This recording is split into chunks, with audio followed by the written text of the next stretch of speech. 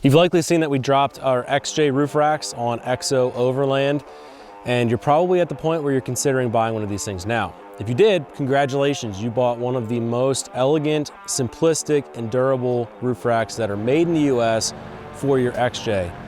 And look guys, I'm a backyard mechanic very similar to you, and I appreciate simplicity and simple, elegant designs that just freaking work. And that's exactly what we poured into the XJ roof rack. And I think you guys are gonna like it. So today, let's talk about how we're gonna set up our XJ roof rack on your XJ.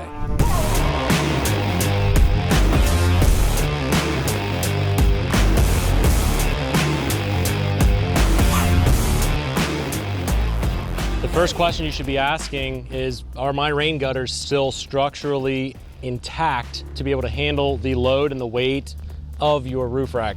So the way that the rain gutter is designed is we've got a pinch seam here between the roof and the side of the Jeep. And then on that pinch seam, you have mounted a rain gutter. And this is only spot welded from factory. So this side piece can flex a little bit. You can see that it can move a little bit. But the key here is make sure that you don't have rust coming through the bottom of that pinch seam. And also make sure that the spot welds from factory on your rain gutter are still intact. If any of those two things are a problem, you need to get it fixed before installing your rack. As I'm getting prepped to install this roof rack on my XJ, as you can see behind me, I have all of the components spread out on the ground. And that's important because I'm actually gonna start this thing by assembling it on the ground and then putting it onto the XJ. That also gives you an opportunity to just inventory everything and make sure that all of the components that you need are there. It's also a good moment to note that there are two different types of brackets for your roof rack. So the front bracket on our XJ roof racks is actually taller than the rear bracket. If you ordered the short bracket kit, your front brackets are going to be labeled with an F that are burned into the bracket. If you ordered the short bracket kit, all 6 of your rear brackets will be non-marked. So as you can see, 2 front brackets like this, 6 that are unmarked. If you ordered the tall bracket version of our roof rack, both of your brackets are going to be marked. The front 2 brackets are taller, again, as you can see. They will be marked with an FT for front tall, and the rear 6 are going to be marked rear tall. That's just for your convenience so you can understand exactly which bracket is going to go where. The first step in this installation process is going to be to assemble all of the parts on the ground before I lift it onto my XJ. I'm going to start with the front bracket here, and we're going to talk a little bit about the design of the bracket and how it works. But before I do that, I do want to talk about the hardware and the tools that you're going to need to install everything on this roof rack. I'm a backyard mechanic. I like simplicity. I like simple assemblies that basically need very few instructions. So the way that we designed this was every single spot where you are bolting something is either tapped or we have press-in fittings for ease of installation. So every single bolt on this assembly is a 1/4-20 stainless flanged bolt, and all you're gonna need is a 3/8 inch socket or an open end wrench. I do recommend, because of the number of bolts that are on this assembly, if you have access to something like this Milwaukee driver, it's just gonna save you time. But you can use a 1/4 inch ratchet, you can use all kinds of other tools. The one thing to note as we install this stuff, don't over torque things and don't Loctite yet. We're gonna go at the end of the video and talk about torquing everything down and adding Loctite. The way that this front bracket is going to function is the side rail is going to go up against this face, and then we're gonna bolt through the side rail. And then as this whole thing gets installed in the rain gutter, we have a stainless spacer and ultimately a clamp that goes over top. And that all gets sandwiched around the rain gutter, which we'll show you in a little bit, to create a very rigid assembly side to side on your XJ, something that's gonna hold the load and not go anywhere. So I'm gonna start with installing that bracket. We'll talk about the rest in a second.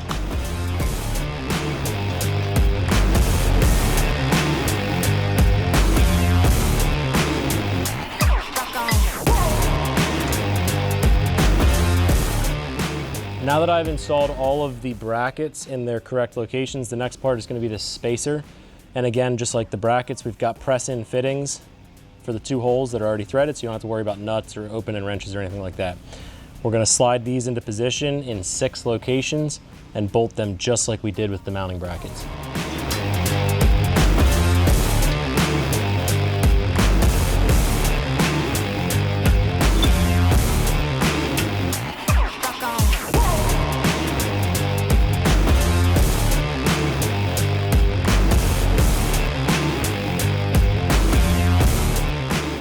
Now that both the left and the right side rails are fully assembled with their necessary brackets, it's time for me to move on to the extrusions, or the aluminum crossbars that go between the sides on the roof rack. The extrusions are already drilled and tapped for the same hardware that you've been using this entire time, and that means that you can use the same tools that you've been using up to this point. Now there's some tips and tricks that I did want to share with you. One of those is I like to start with the front extrusion on the one side of the rail, move to the back extrusion, then bolt the other side to those extrusions, and that just basically gives me a better platform to work off of as I install the remaining extrusions. One last note, when you're tightening down this hardware, please keep it hand tight at this point. We do not want to fully torque this stuff down, and we definitely don't want to use Loctite yet. Just snug everything up by hand so that we are ready to move on to the front and then the rear shields. And then once we get all of that onto the roof of the XJ, we will go around at the final step, apply Loctite, and then torque everything down to spec.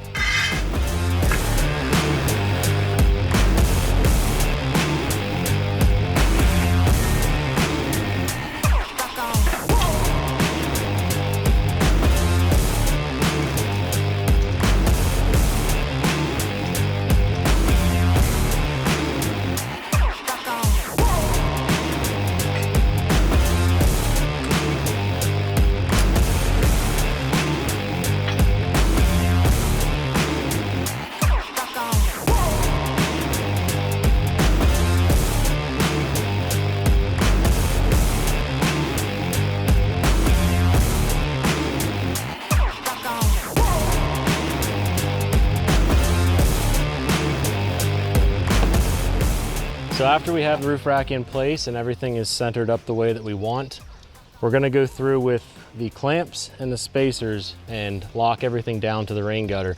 The way this works is the spacer is gonna go over that hole, and then you've got a clamp that goes through, and we're gonna put a bolt through both into the roof bracket, and we're gonna push up on this clamp as we tighten down, and that's gonna effectively lock everything together. Again, we're gonna first go through and hand tighten everything just to verify all of the fitment.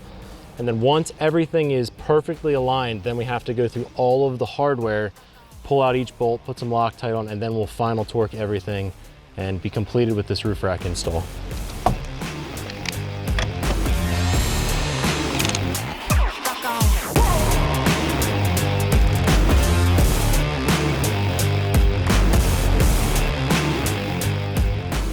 The last step that I didn't show on camera here was pulling every bolt and then using the included Loctite to make sure that these bolts don't loosen out as you are going out on your adventures.